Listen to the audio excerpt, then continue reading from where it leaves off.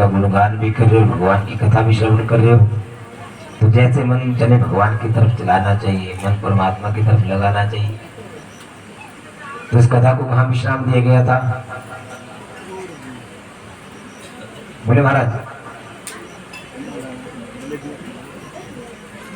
कहाँ कथा को विश्राम दिया गया? कौन लेके जा रहे हैं? अक्रूर जी। कौन लेके जा रहे हैं? अक्रूर जी। अब उन्हें चिंता होने लगी कि इन दोनों बच्चों को लेकर तो मैं जा रहा हूं, परंतु कंस इन दोनों बच्चों को मार देगा, बाल हत्या लगेगी मुझे।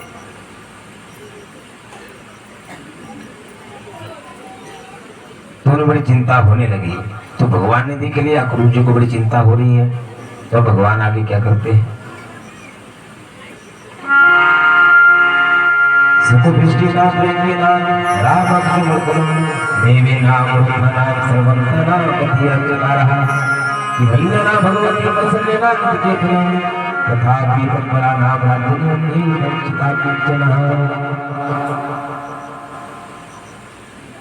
कहते हैं जब भगवान कृष्ण जी को ऐसा लगा कि अक्रूर जी को बड़ी चिंता हो रही है, तो उन्होंने अक्रूर जी से कहा, बोला महाराज क्यों ना जाने से पहले यमुना में स्नान किया जाए? तो अक्रूर जी ने कहा, बोला ठीक है, जैसा आप कहते हो।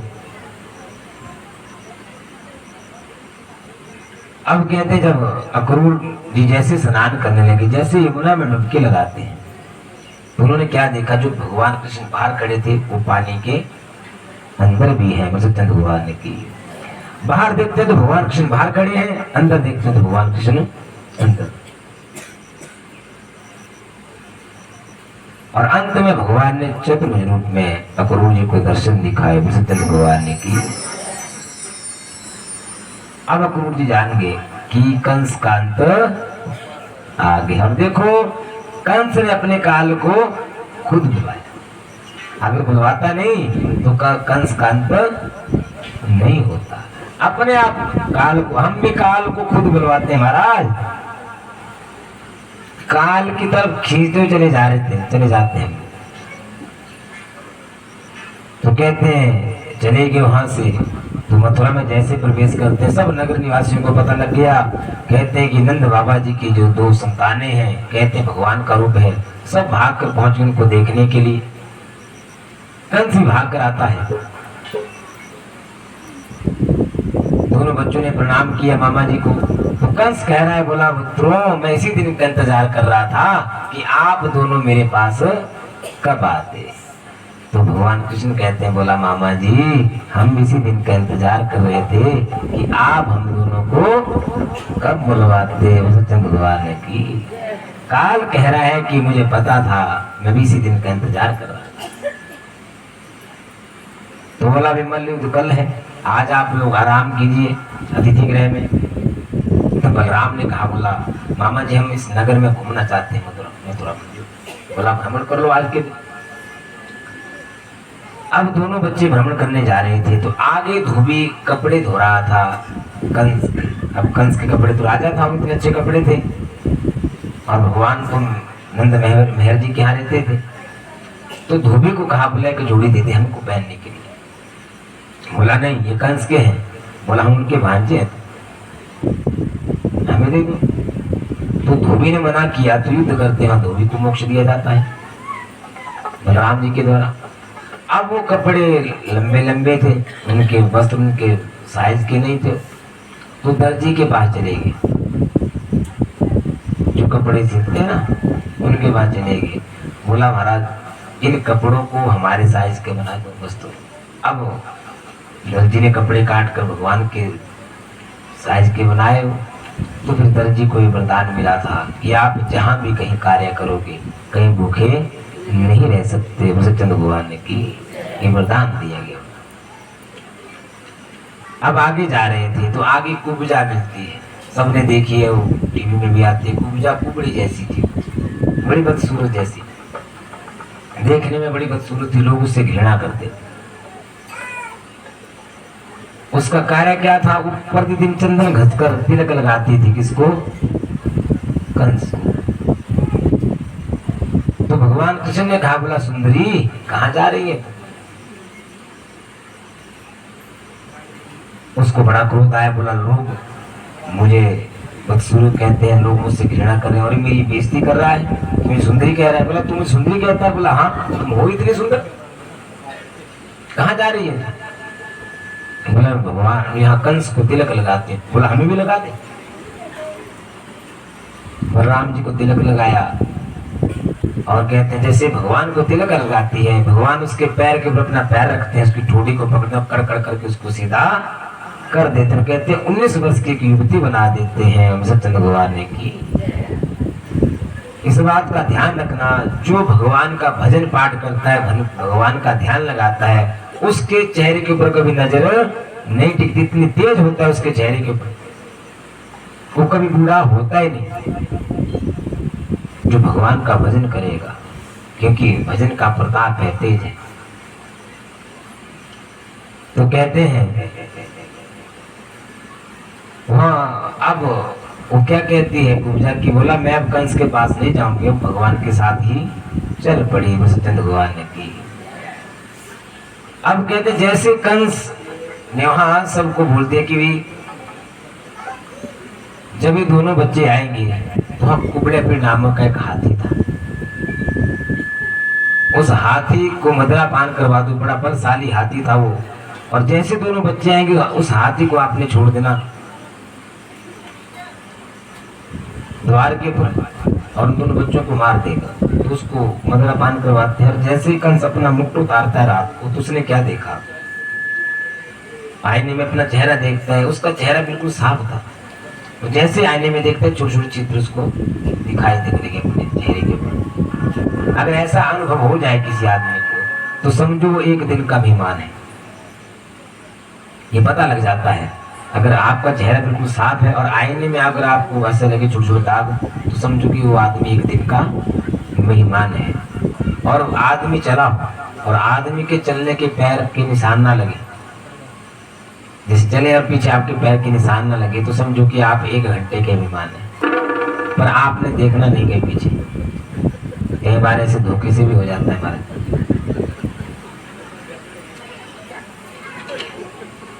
और मृत्यु का पता लग जाता है जब आदमी की मृत्यु आती है, जब उसके 1 या 2 दिन रहते हैं। देखना अगर कोई आपके घर में कोई बीमार होगा बुजुर्ग, तो जब उसके 1 या 2 दिन बचते जाने के, तो उसका पता लग जाता है कि वो चला जाएगा। क्यों? क्योंकि उसी आदमी से बात करता है जो आदमी पहले चला गया होता है कि फलाना राम आया भाई, तू कहाँ जा रहा है उसके साथ। तो समझ लो कि अब उस आदमी के 1 या 2 दिन का मेहमान है, क्योंकि उसकी सूरता यहाँ नहीं रही, उसकी सूरता मिल गई उनके साथ, अब जाने की तैयारी है उसकी। पता लग जाता है उसी आदमी से बात करता है जो आदमी पहले चले गए हुए थे। तो कहते हैं जैसे दूसरा दिन हुआ, दोनों बच्चे चलते हैं, तो अब आगे क्या होता है।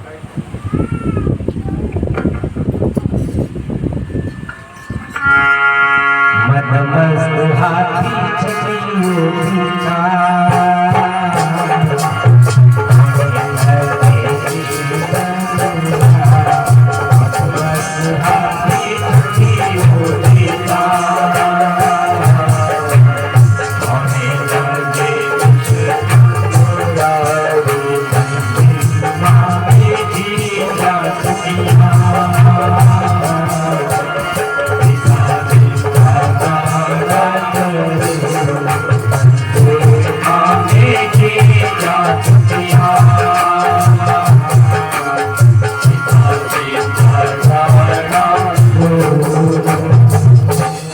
कहते हैं मदमस्त हाथी को छोड़ दिया गया।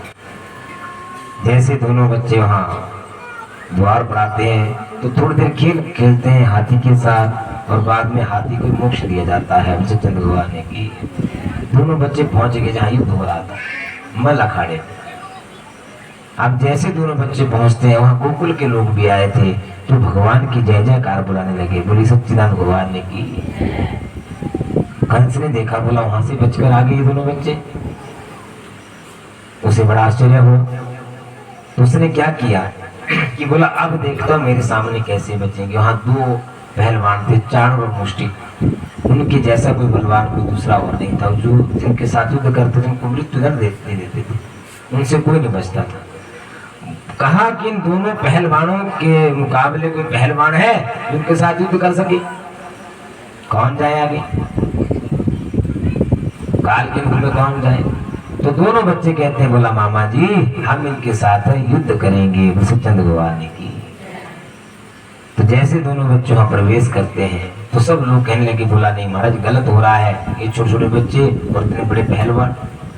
अब कंस आंखें दिखाने लगा कि अपनी आंखों के सामने मरता हुआ देखूंगा इन दोनों बच्चों को। तो कहते हैं जैसे बच्चे वहां प्रवेश करते हैं तो अब आगे क्या होता है?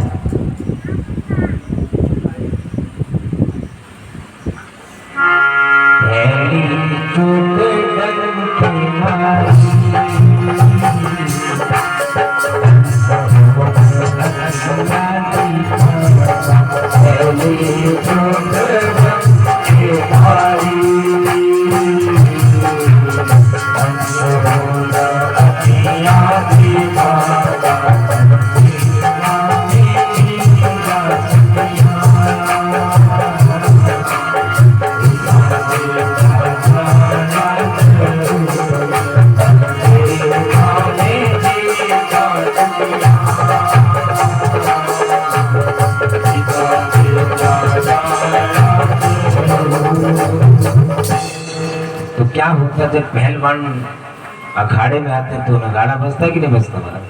तो वहां भी नगाड़ा बजा। जैसे नगाड़ा बजा तो कंस आंखें दिखाने लगे कि अपने सामने मरता हुआ अब देखते उन बच्चों को कौन बचाएगा। तो कहते युद्ध होता रहा बहुत देर तक। अंत में दोनों पहलवानों को भी मोक्ष दिया जाता है वसुचंद भगवान की। जब दोनों को मोक्ष मिला, दोनों की मृत्यु होगी, अब कंस हक्का बक्का रह गया, अब जाए तो जाएगा। भगवान भाग कर जाते हैं, कंस को सिंहासन से नीचे गिराते हैं, छाती के ऊपर बैठकर क्या कहते हैं कंस को?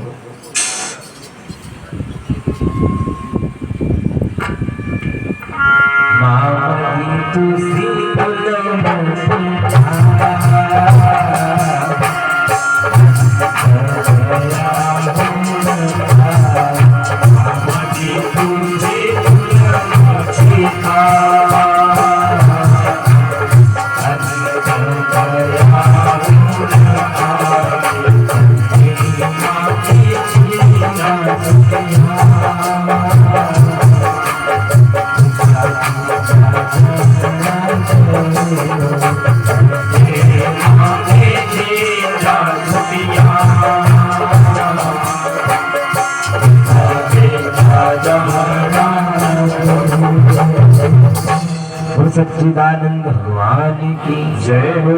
क्या कह रहे? बोला मामा जी आपने बहुत जुल्म किया, अब अंत आ गया, हक्का बक्का रह गया। कंस सेना की तरफ देखता है, सैनिकों की तरफ देखता है, कोई उसकी सहायता करने वाला नहीं था। भगवान दोनों हाथों को इकट्ठा करते हैं, मुष्टि का प्रहार करते हैं, उनकी छाती के मुख से लहू बाहर निकलता है, उनके मस्तक से ज्योति आती है और भगवान के मस्तक में जाकर समा जाती है। वसुचंद भगवान ने की कंस को मोक्ष दिया। वहां जब कंस को मोक्ष दिया गया, सब भगवान की जय जयकार बुला रहे थे। भगवान की जय हो, बलराम की जय हो, सब लोग जय जयकार बुला रहे थे। केवल एक आदमी था, उसको बड़ा दुख हुआ था कंस के मरने का। वो कौन था? वो जय जयकार नहीं बुला रहा था। वो कौन था बेटा? आप लोग क्यों महाराज? सब भगवान की जय जयकार बुला रहे थे, केवल एक आदमी था भगवान की जय जयकार नहीं बुला रहा था। वो कौन है? वो केवल कंस था। वसुचंद भगवान ने की, वो भगवान की जय जयकार नहीं बुला सकता। इसलिए हमें भी कहा गया भगवान का गुणगान करना चाहिए चलते फिरते, घर का कार्य करते करते उस प्रभु का सुमिरन करना चाहिए। पता नहीं हमारी श्वासों की माला कब टूट जाए। हर श्वास में प्रभु का सुमिरन करना चाहिए, कब काल का बुलावा जाए किसी को कोई पता नहीं। किसी ने कितना अच्छा काम मिलके बोलेंगे सभी वसुचंद भगवान ने की।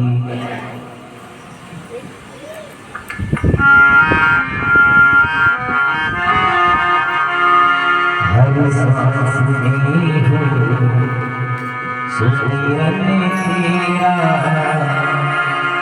हर सांस में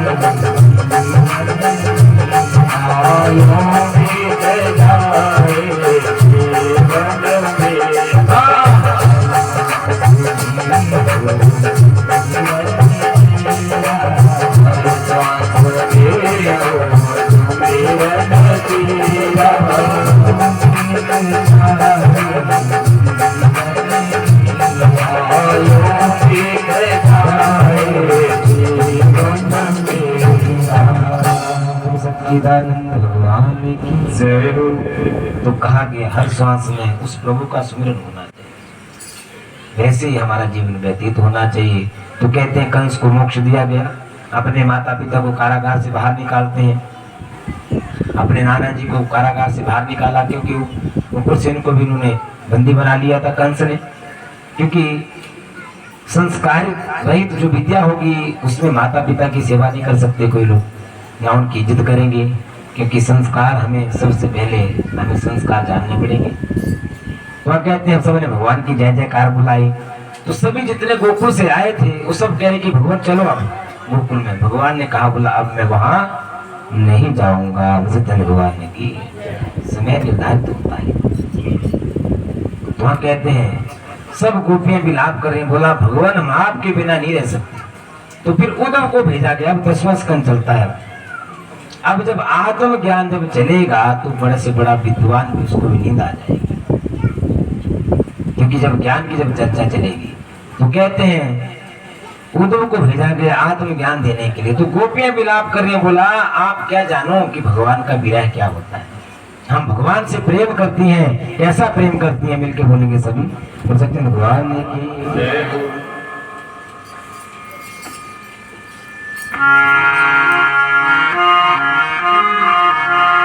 मिलके बोलेंगे सभी, भगवान की जय हो।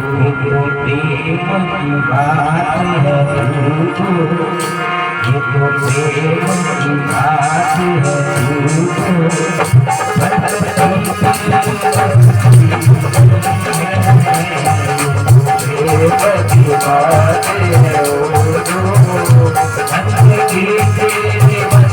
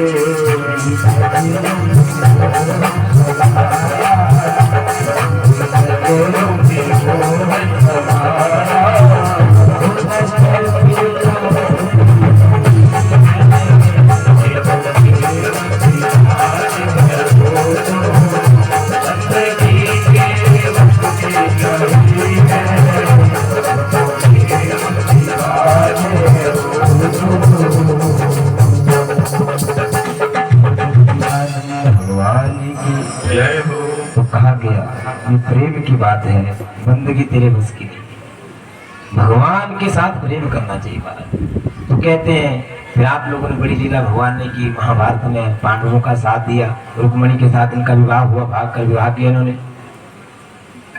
अभी कथा पूरी तो नहीं हो सकती। और मित्रता सुदामा के साथ कैसी मित्रता होती है भगवान ने हमको दर्शाया है। मित्र वही है महाराज जो दुख में काम आए। सच्चा मित्र कौन है? जो दुख में काम आए। सुख में तो सभी काम आएंगे, जो दुख में काम आए वो सच्चा मित्र है। और दुख में काम कौन आता है? बोले भारत, दुख में काम कौन आता है? दुख में काम आता है केवल भगवान। कौन आता है? भगवान। सच्चा मित्र हमारा कौन है? भगवान है। और जितने मित्र हैं सब मतलब के मित्र। जब मतलब निकल जाएगा कोई किसी को नहीं पहचानता। 24 घंटे हमारे साथ रहता है कौन? परमात्मा, भगवान। हम सो भी जाते हैं, वो सोता भी नहीं। इस बात का ध्यान रखना। कभी विचार किया, जब हम लोग सो जाते हैं तो हमारी श्वासों को अंदर बाहर लेकर कौन जाता है? वही परमात्मा। वो कभी हमें छोड़ता नहीं। हम उसको भूल गए परंतु हमको कभी नहीं। जब वो उस दिन भूल जाएगा हम लोग यहाँ से चले जाएंगे। इस बात का ध्यान रखना। 24 घंटे भगवान हमारे साथ है परंतु हमने उसको जाना नहीं। जो चीज हमको आसानी से मिल जाए ना महाराज, हमारे पास उसकी कोई वैल्यू नहीं होती। तो वहाँ कहते हैं सुदामा के साथ मित्रता कैसी होती है भगवान ने दर्शाया। और अंत में भगवान ने सिर त्याग दिया था। आपने कथा सुनी कि शिकारी के द्वारा भगवान के नाखून में बाण लगा था। वहां तेज दिखा, क्योंकि मैंने पहले कहा संतों का तेज होता है उनके नाखून में। भगवान भी संत के रूप में थे। तो शिकारी को ऐसा लगा कि एक हिरण की आंख है, जैसे उसको बाण मारते हैं तो पैरों में जाकर वो बाण लग गया। भगवान के वहां भगवान से भी छूट देते हैं। तो शिकारी कौन था? ये पिछले जन्म में बाली था। जब बाली ने राम जी ने बाली को छिप कर मारा तब बाली ने कहा, बोला भगवान मैंने सुना था कि राम का जन्म जो हुआ था धर्म की रक्षा करने के लिए हुआ था। मर्यादा पुरुषोत्तम, आपने धर्म के विरुद्ध कार्य किया, छिप कर मुझे बाण मारा। क्या सुग्रीव आपका मित्र और मैं आपका शत्रु? आप सुग्रीव के पास गए कि मेरी पत्नी को ढूंढो, मेरे पास आते। मैं भी आपका भगत था, मेरी क्या शत्रुता थी आपके साथ? मुझे क्यों मारा? ये आपने धर्म के विरुद्ध कार्य किया। छिप कर बाण मारा मुझे। सामने से बाण मारते और सामने से बाण नहीं मार सकते थे क्योंकि बाली को आदि शक्ति उनकी। तब भगवान राम ने कहा कि जो मनुष्य अपनी बहन अपने भाई के पत्नी के ऊपर कुदृष्टि डालेगा उसको मारना कोई पाप नहीं है। सतन भगवान ने की। तो कहते हैं चरणों में जाकर गिर गया बाली, बोला भगवान क्षमा करना, क्योंकि बाली ने अपनी भाई की पत्नी को अपने पास रखा, वही उसका काल का कारण बना। बोला भगवान मुझे क्षमा करना, मुझसे गलती हो गई, मैंने ये अपना कर्म देखा ही नहीं। तब भगवान राम ने कहा, तूने तेरे मन में अगर शंका रहेगी कि मैंने धर्म के विरुद्ध कार्य किया तो जाओ, अगला जन्म मेरा कृष्ण का होगा, तुम्हारे द्वारा ही मुझे मृत्यु प्राप्त होगी। वृषभचंद्र भगवान ने की। जिस तरह छिपकर बाण मैंने मारा वैसे छिपकर बाण तू मुझे मारे। इसलिए कर्मों का लेखा जोखा सबको देना ही पड़ेगा। इसलिए भगवान का गुणगान जहाँ कथा भागवत, और देखो भगवान के तो प्रत्यक्ष प्रमाण तो यहाँ है। ये जो कथा भागवत यहाँ बैठी 10 दिन में, सिर्फ एक बातचीत से 10 दिन में तैयार की, क्योंकि छुट्टियां नहीं होती है, छुट्टियां भी हुई स्कूल में, तो बहुत अच्छा लगा। और भगवान ने इतने सहयोग सहायता की, क्योंकि हम तो कुछ नहीं कर सकते और सारी कृपा भगवान की होती है, परमात्मा की। अच्छा लगा परमात्मा ने देखो जिनके लिए कार्य करवाया, जैसा उनका मन साफ था वैसे कार्य भी पूर्ण हुआ। वृषभचंद्र भगवान ने की। मन साफ होना चाहिए। इसका कारण क्या होता है? जब आप लोग कोई शुभ कार्य करवाए उसमें कोई रुकावट मत डालो, आप कोई झगड़ा मत डालो। और बहुत अच्छी बात, सौभाग्य की बात तो एक ऐसी, मैं पहले कहा कि भगवान का गुणगान करो सब कुछ मिलेगा। मैं इस घर का सबसे छोटा दामाद हूँ, आपको पता होगा सबको। जो बड़े हैं मुझसे, वो शायद मैंने कभी नहीं सोचा कि मैं छोटा होने के बावजूद उन्होंने मुझे इस स्थान तक बैठाया। वो सब सेवा कर रहे हैं, अच्छा लगता है। आप गांव वाले भी, परिवार वाले भी, सब मिलजुल कर कार्य कर रहे हैं। जो एक ने बोल दिया सबने मान लिया, किसी ने मना नहीं की कि हमारे ऐसा नहीं करना वैसा नहीं करना, सब सेवा कर रहे हैं। अगर ऐसा मन रहेगा तो भगवान भी इसको पूरा करेगा। और जो मौसम आज है महाराज, अरबों खरबों लगा दो ऐसा मौसम कभी भी नहीं मिलता। आप जब तक भगवान की कृपा ना होगी ये कभी कार्य पूर्ण नहीं हो सकते। वसुता भगवान ने की उस परमात्मा पे निष्ठा रखनी, भगवान से प्रार्थना करने की, जिनके लिए कार्य किया गया उनको आगे अच्छी गति मिले, अच्छा परिवार मिले, जिनके निमित्त कार्य होता है। ये काम कार्य होता है अपने पितरों के लिए। जो पितर चले गए, एक सबसे बड़ा यज्ञ है महायज्ञ, 7 दिन का। उन पितरों के प्रति ये कार्य हुआ, सबने प्रेम भाव से, गांव वालों ने भी सहायता की, सबका सहयोग रहा। मैंने पहले कहा भगवान किसी न किसी रूप में जरूर आएंगे, वो सबकी सहायता करेंगे। अच्छा लगता है और भगवान से ऐसा ही प्रार्थना करने की, भगवान आगे भी हमें ऐसा मौका मिले, हम आपका गुणगान करें। ऐसा मत सोचना कभी विचारना कि हमारा पैसा इकट्ठा करके रखेंगे, शायद कोई बीमारी लग जाए, बीमारी के काम आएगा। तो पैसा बीमारी के ऊपर जाकर ही रखता है। भगवान से प्रार्थना करने की, भगवान हमारा शरीर ठीक रहे, जो तेरा दिया हो तुझे ही समर्पित हो, तुझे अर्पित किया जाए। उस परमात्मा से निष्ठा प्रेम रखना चाहिए, नहीं तो बुढ़ापे में कोई हमारा हाल चाल पूछने वाला नहीं है। आप लोग सोचे ना महाराज कि समय नहीं है, हम व्यस्त रहेंगे, घर का कार्य चला हुआ है, तो कभी किसी का कार्य खत्म नहीं होगा। मनुष्य खत्म हो जाएगा, इंसान खत्म हो जाएगा, हमारे दादा परदादा चलेंगे, लक्कड़ दादा चलेंगे, हम चले जाएंगे, हमारे बच्चे चले जाएंगे, परंतु कार्य कभी खत्म पूरा नहीं होगा। इसलिए कहा गया कि इंसान खत्म हो जाएगा परंतु कार्य पूरा नहीं होगा। किसने कितना जगह मिलके बोलेंगे सभी बोल सकते हैं भगवान की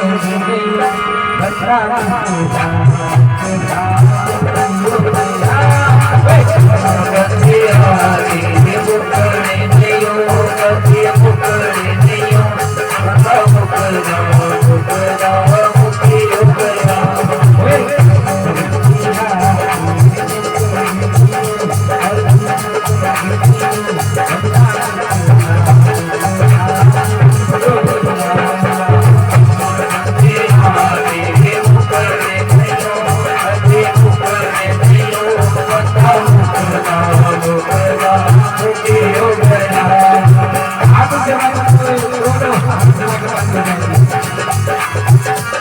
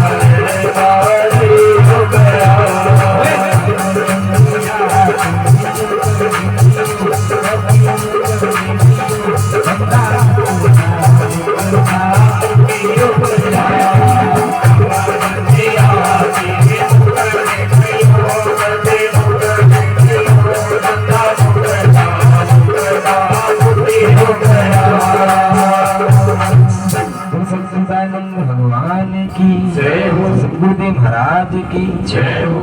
तो कहा गया काम बंदिया तेरे मुकड़े नहीं हो, बंदा मुकदा मुकदा मुकी हो गया, काम सब खत्म हो जाएगा। और भक्ति के मार्ग से रोकेंगे, इस बात का ध्यान रखना। अब जैसे कार्य हुआ बड़ी चर्चा करेंगे, आप लोगों को संतुष्ट नहीं कर सकते कभी भी, इस बात का ध्यान रखना। कभी मनुष्य संतुष्ट हो नहीं सकता। अगर आप लोग ये ऐसा कार्य नहीं करवाएंगे तो लोग बोलेंगे बहुत कमाकर छोड़ के हमारा कुछ नहीं किया अपने लिए, बुजुर्गों के लिए। और जब करोगे तो लोग बोलेंगे बड़ा इनके पास हमारा बहुत पैसा होगा। संतुष्ट नहीं कर सकते कभी किसी को नहीं, क्योंकि मनुष्य कोई ना कोई गलती जरूर निकालेगा। हमारा स्वभाव है कि महाराज आपने किया पर बोल देगा, पीछे बोलेगा कि नहीं। ऐसे नहीं, ऐसा होना चाहिए। अरे भगवान का कार्य जैसा होगा महाराज, उसमें कोई कमी नहीं रहती। जो भगवान के कार्य में कमी निकालेगा महाराज, वो तो भगवान से बड़ा हो गया। जो भगवान के जो कार्य में कमी निकालेगा तो भगवान से बड़ा हो गया। हम चर्चा करना पर हम ना खुद पूजा पाठ करेंगे ना औरों को करने देंगे। अगर आप पूजा पाठ करोगे तो लोग बोलेंगे यार बड़ा पति जादू टोना कर रहा है, बड़ा भक्त बना हुआ है। ना तो खुद करेंगे ना औरों को करने देंगे। जैसे कथा में आ रहे हो आप लोग बोलेंगे इनको तो महाराज मजे लगे, इनके काम ही कोई नहीं, 24 घंटे कथा सुनने के लिए दौड़े। मन को भी ऐसा लगेगा भी ठीक कह रहे साथ ना जाए हम लोग, क्योंकि ना तो खुद आएगा ना औरों को चलने देगा। इसलिए भक्ति के मार्ग जो बोलन को बोलने, क्योंकि संसार का कार्य बोलना ही। एक बार पार्वती ने बोल दिया भोलेनाथ जी को, बोला महाराज देखो इस मृत्यु लोक के लोग बड़े शरीफ हैं। बोला नहीं नहीं बड़े खराब हैं ये, इनसे बच के रहना। बोला नहीं नहीं महाराज इतने साधारण है, इतने देखो 24 घंटे कार्य में लगे रहते हैं बेचारे, बड़े शरीफ। बोला नहीं नहीं शरीफ नहीं है, देखने के शरीफ है। बोला चलो मैं बताऊं। बोला चल। तो दोनों आगे। तो क्या हुआ कि भोलेनाथ जी बैठे हुए थे बैल के ऊपर, माता पार्वती जा रही है साथ में, नंदी साथ में नहीं, हाँ दोनों चले हुए थे, ऐसे नंदी साथ में चला हुआ। तो आगे से 3-4 लोग आगे। बोला देखो क्या समय चल पड़ा, इतना बड़ा बैल और दोनों पैदल चलो, एक आधा इसके ऊपर बैठ जाता कोई। तो फिर भोलेनाथ जी बैठ गए, माता पार्वती चल रही है पैदल पैदल बैल साथ में। आगे 3-4 लोग और आगे। बोला देखो क्या समय आ गया, इतनी कमजोर जैसी और पैदल चल रही, नमस्कंडा जैसा ऊपर बैठा हुआ है। तो पार्वती ने कहा, बोला भगवान ऐसा करो आप चलो, मैं बैठ जाते बैल के प्रति, को लोग बातें कर रहे। बोला ठीक है। अब चल पड़े आगे। तो आगे से 3-4 लोग और आगे। बोला देखो वहां क्या टाइम चल पड़ा समय, पति पैदल चल रहा है और पत्नी आराम से बैठी है बैल के। देखो क्या हो गया संसार।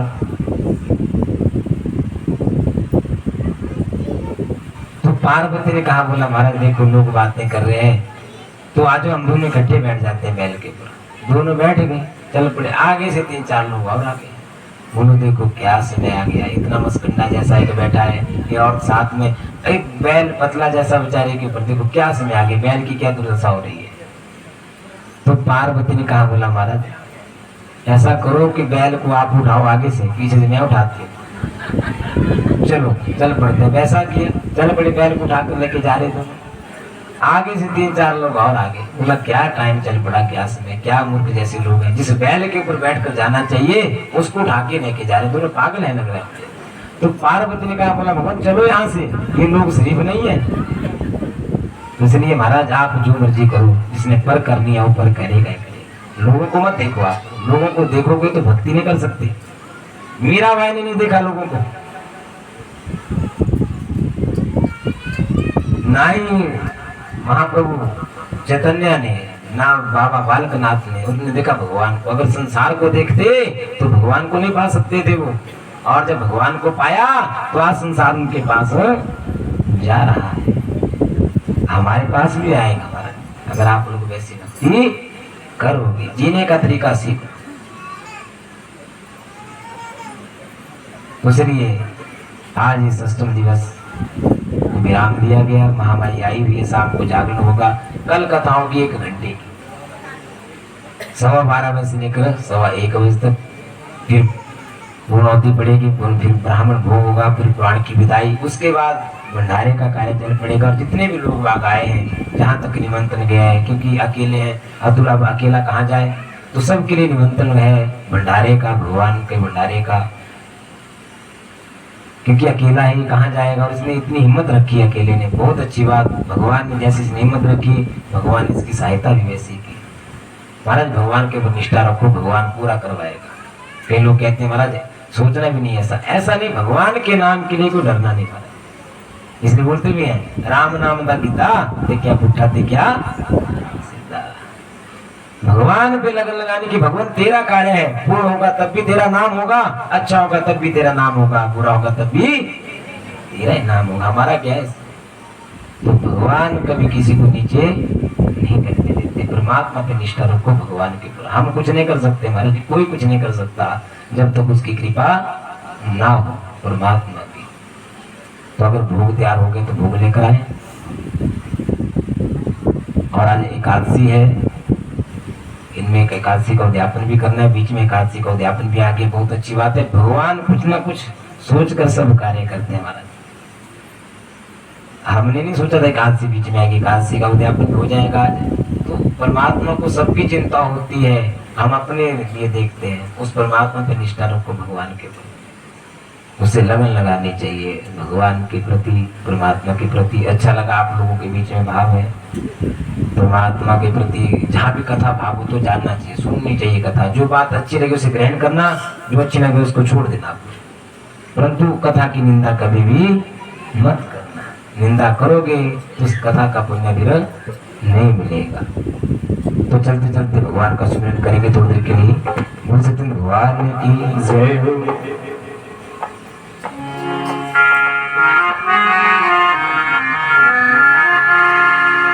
हरे राम हरे राम राम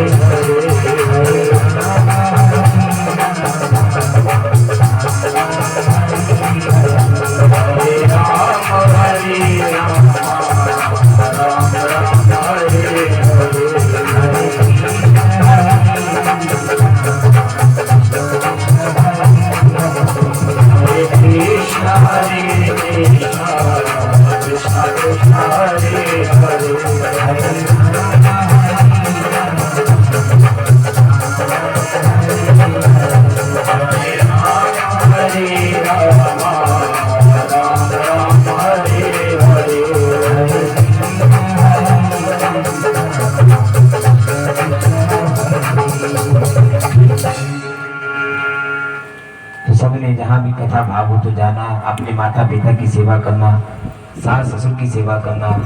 जहाँ भी कथा भाव हो तो सेवा करनी चाहिए। यही ब्राह्मण की लक्षणा होती है महाराज। अगर ब्राह्मण की कथा के ऊपर कोई एक आधा चल पड़े तो उस ब्राह्मण की कथा सफल होती है और दक्षिणा नहीं होती ब्राह्मण की। इस कथा के ऊपर कोई ना कोई चल पड़े तो इतनी मेरी अर्जी आगे आप लोगों की मर्जी से खड़े जगह भोग लगाने के लिए। और सबके लिए भोजन की व्यवस्था की गई है। जितने भी लोग कथा श्रवण करने के लिए आए हैं सब भगवान का प्रसाद ग्रहण करके जाएंगे। और जो लोग वहाँ दूर से आए हैं उनके लिए बैठने की व्यवस्था की जाए जल्दी से, क्योंकि कोई भूखा ना जाए यहाँ से।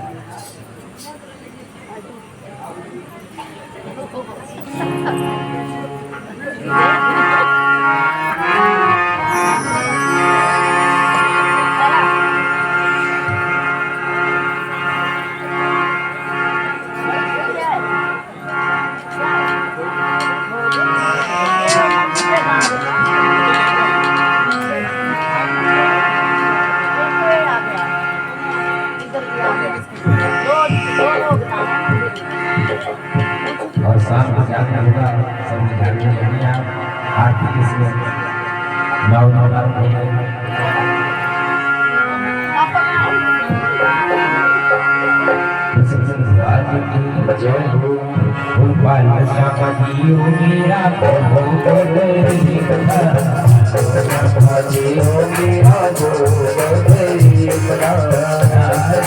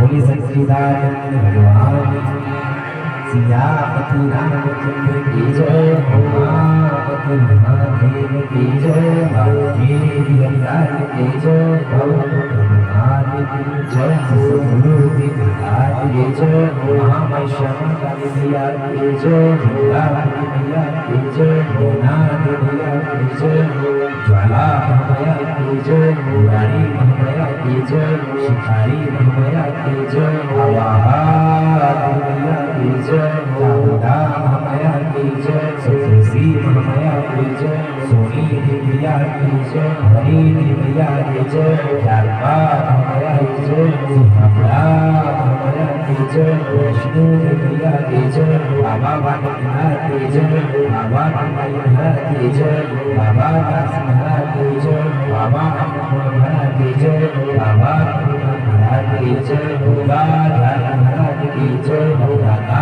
महाराज की जय माता की जय माता की जय धर्म की जय धर्म की जय धर्म का नाश वाणी विश्व कल्याण हरि नाम प्रचार हरि नाम प्रचार ओम हरि हरि महादेव नमः तथा विश्राम होते हैं अब